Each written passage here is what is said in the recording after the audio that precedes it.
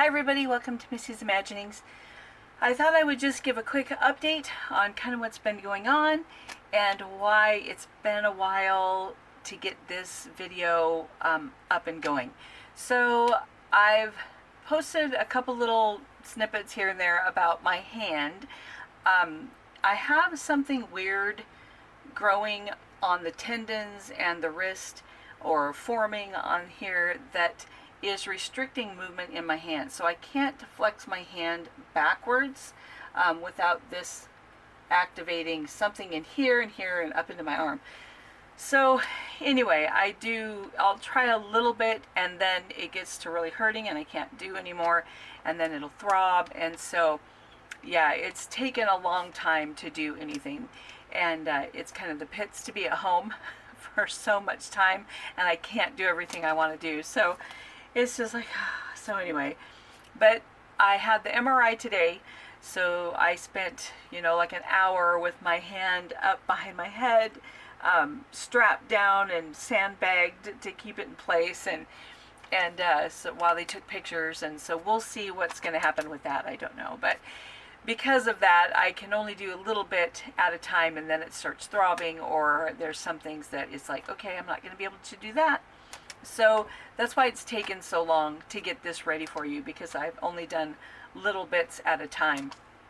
And then even putting the video together took a lot of time, and because I couldn't just do it all together. So anyway, that being said, I do have these guys finished, and the pattern for pretty much all of these items, they're all on the website somewhere. So if you like the clothing, that's all there. But I was wanting to do a video of doing their face-ups, as I mentioned when I did the unboxing, and I did part of the video, but then I didn't like the face-ups, so I cleaned it all off, so it became moot. It wouldn't matter anyway, because I took off their eyes and I took off their eyebrows and redid them. So they're better. They're not what they could be, I'm sure, by a better qualified artist, but they're better, and I can recognize them. So that's that. And the wig, I was just going to share a little bit on making the wigs. I use a high pile fur fabric, and the pattern is on the website for these two, because they have exactly 8-inch head circumferences. So this wig pattern is designed to fit an 8-inch size head. If you use a fabric that's a little stretchy and good elastic, you could get a little bit bigger and a little bit smaller if your elastic is good. But once you do a faux fur wig, it'll look like this. It's just, it looks like a tribble. So Captain Kirk would not be happy to have more tribbles around, but that's what they look like. They look like a tribble. And then you can go about cutting and styling the hair as you would a normal haircut. So that's where these wigs came from. It's just a high pile fur, and I use the pattern that's on there. This is the old pattern, so there are also patterns for SD and MSD sizes, and I think even some smaller 6th scale sizes earlier on, but this is a recent pattern because it exactly fits those heads. So that's the update on these guys, on their wigs. The patterns are all posted. The pants pattern here, the cargo pants, is posted. So everything of that is already done. But I just wanted to give you kind of an update and an intro, so that now we can go ahead and look at how to finish up the Mori style set for the male dolls, because we needed to finish up the vest, the waistcoat style vest, and the sweater. So we'll go ahead and flip it around and take a look at how to put those pieces together. The next part of our project will be the sweater vest pattern, but since I cut it out of flannel, it doesn't have the stretch that sweater fabric would have. So I've kind of decided I'm going to do something a little different. I'm going to use some black bias tape to finish the neckline. Then I cut out some of my faux leather that I'm going to be applying to the inside of the sides and then I'll turn that in. And what I'm going to do is I'm going to put eyelets down the sides and lace up the sides. I just thought that would be kind of a fun look with the Mori style, because it's kind of has that hodgepodge look to it sometimes. So I thought to have this laced up on the sides would be kind of cute. And then I did cut out the little shoulder pieces that I just did 2 of each so that they'll be a little bit stronger, and I'm gonna sew around and flip it right side out.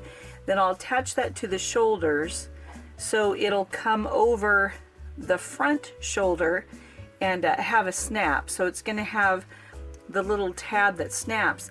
But I got to looking, and with the shoulders on a BJD, of course, since they're resin and not people flesh, there's really no give to the shoulders. So even if I did this on the top for the shoulders and the neckline, I don't know that the shoulders would fit through here because it's a little more narrow, and the shoulders tend to be pretty broad. So I thought I'm going to do this on the neckline like I had planned, but I'm going to lace up the sides. So it will literally be 2 pieces that when you put it on and button the tops and lace up the sides, it will become the garment. So it's going to be a 2-piece garment that will go on with lacings and snaps. So that's kind of what I have planned. We'll see if it works. And the faux leather is simply to reinforce the fabric, so when I put the grommets on there, it won't just pull through the flannel, because I was afraid that even with just iron-on interfacing that would pull through. So I'm not sure how much I'm going to actually be able to do, because I've had some trouble with my wrist. I've got something growing here that shouldn't be.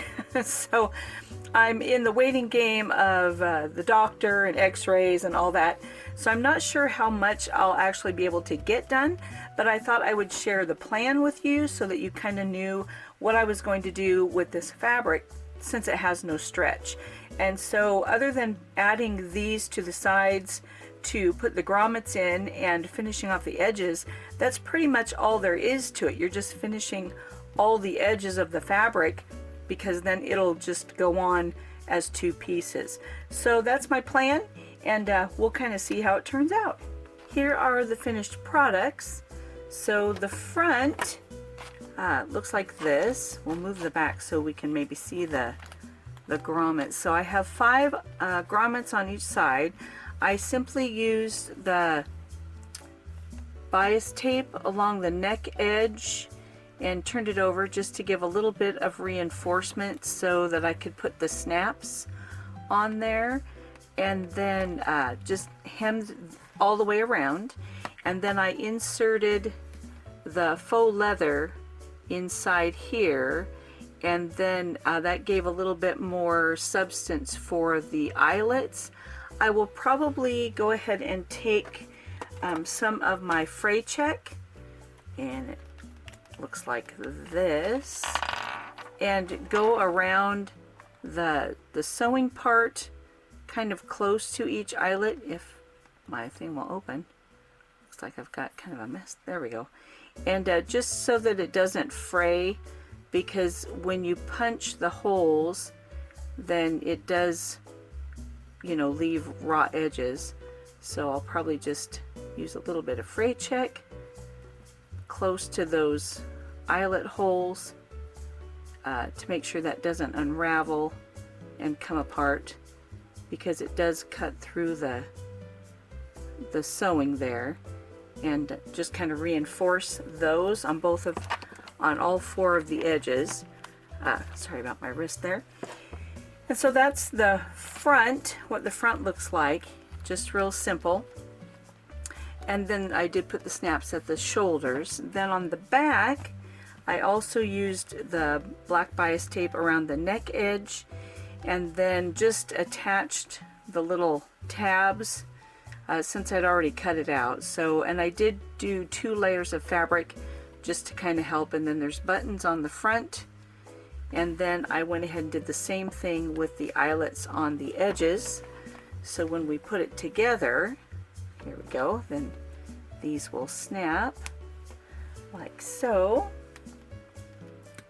And then I have leather lacings that will lace both sides.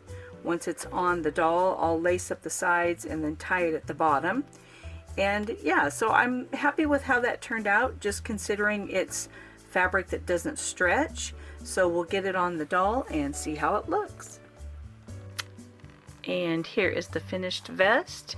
So I'm really happy with how the choice to do the grommets and the lacing on the sides. I just think it's interesting. It adds more interest. And then here's the little flaps for the top of the shoulders, which can, oh, my hand's in the light, which can easily unsnap. So there's just a little snap there. And let's see if I can hold the camera and snap it back on. Did it work? Oh, look at that. So there's the snaps at the top. And so it's basically just two panels that create the vest. And then I did shorten it a little bit because I wanted the tassels from the shirt to show. So they're still beneath the hemline there. So yeah, I'm very happy with how that turned out. We can, let's see, swivel him around here as long as he doesn't fall off the machine. So it's just, like I say, just a panel like sweater vest. And I did lower the neckline on the front just a smidge, just because I didn't have a sweater fabric that would be, oh, he's sliding off my machine, sorry there.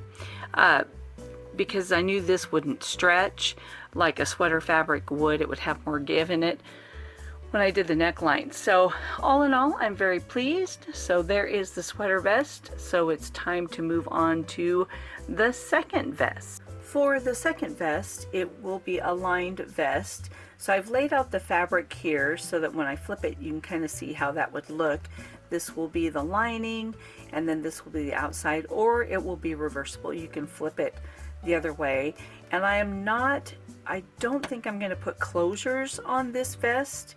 I recently put together a vest that was double-sided and it was reversible, and I did show how you can do some closures. So rather than go through all the sewing process for this, I'll just link that one down below because it was pretty recently, and it's the same steps exactly that I'm going to do for this one. But I'll briefly just say, basically, to do a vest, you're going to do the shoulders together, and then you lay it out like this, and you do the same thing with the lining and the front, or both kinds of the fabric. Get this out of the way.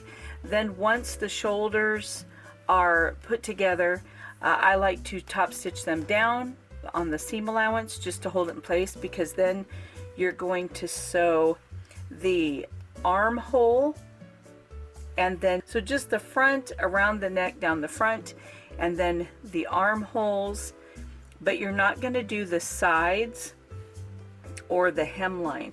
And you do that when you put both pieces, both layers together like this.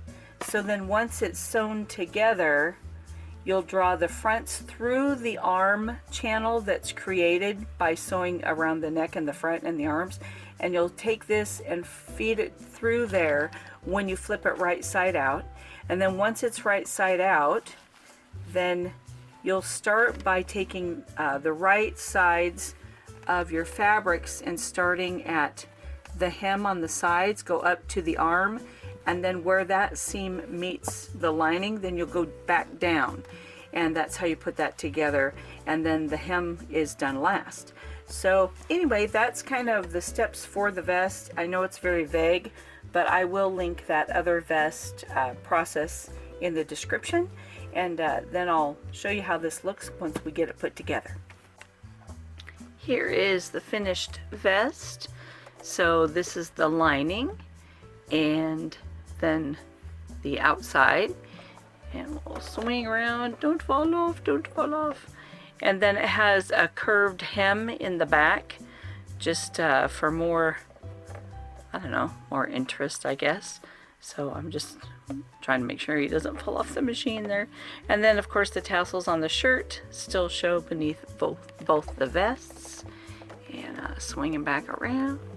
So there we go. There is that vest. I'll go ahead and to the side, I'll put the photo of the vest reversed, just in case you wanted to see what it would look like if we had the floral on the outside. So there is the finished vest, and I think I'm just going to leave it as is. So the last piece would be the sweater as far as the upper part. I still need to do the socks. I haven't done those, but those are pretty much just sewing the hem and then around the edge. So there we go, and we'll check back in to do the sweater. The last item for this set will be the sweater. It's just going to be a loosely fit cardigan style sweater with kind of a big collar. And I am going to have to be real careful when I sew this together, because I don't want the edges to ravel while I'm assembling it. And then once certain pieces are in place, I will be serging the edges just to help keep them all in place.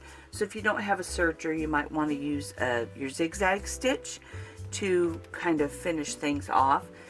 But usually, just like I did the shirt, I'm going to start with putting the front to the back at the shoulders, and then I will finish those seams so they don't unravel. Once that's done, I will go ahead and put on the collar, and this collar is super simple because all you have to do is fold it in half like so, and it'll make kind of a crescent shape.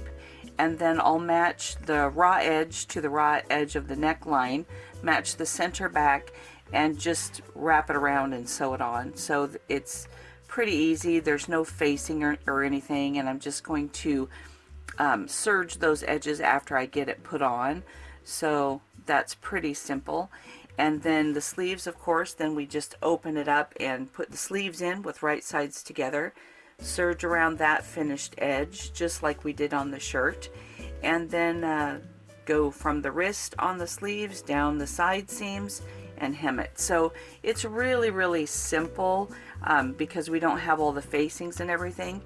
And then once that's done, as I go around to finish the edge of the collar, then I'll also bring that serging down the front, and then I'll simply just turn that edge under and hem it, because I just don't want to add a lot of bulk to the sweater. I want it to be real loose and kind of flowy, and so that's kind of what we're going to do.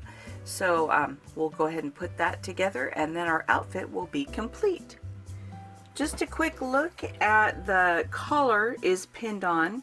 So yeah, there's the front, the back, the other front, and this is the raw edge of that folded collar. So I'm just going to sew all the way across. When I put on a collar, I take the seam allowances from the shoulder and I pin them back towards the back. That's just kind of my preference, what I do. So let's see if we can flip this. So the shoulder seam allowance here, and I kind of have to be careful so I don't get more than the shoulder seam up in here. But so this seam allowance from the shoulder, I turn towards the back when I put the collar on. But so now I'm going to go ahead and sew the collar to the garment, and then I will serge from one end of the front all the way across and down the other end, and then that will allow me to turn that front in and go ahead and just put a hem on that front. And I'm not going to worry about the hem on the sweater until it's all put together, but that's just kind of what it looks like when you get the collar pinned on. And then I'll go ahead and put the sleeves in and kind of follow our plan that we mentioned. But I just thought you might like to look on to see how that collar looks when you get it pinned on and ready to sew. And here is the finished Mori style outfit for the fellas. So we'll kind of spin him around here. Take a look at the back. The sweater is so floppy.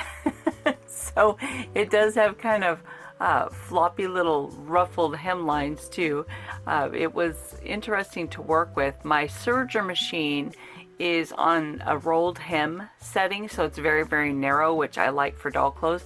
But I'm wondering if this should have been the regular 1/4 inch serging stitch to flatten that out a little bit. But nevertheless, we got it finished.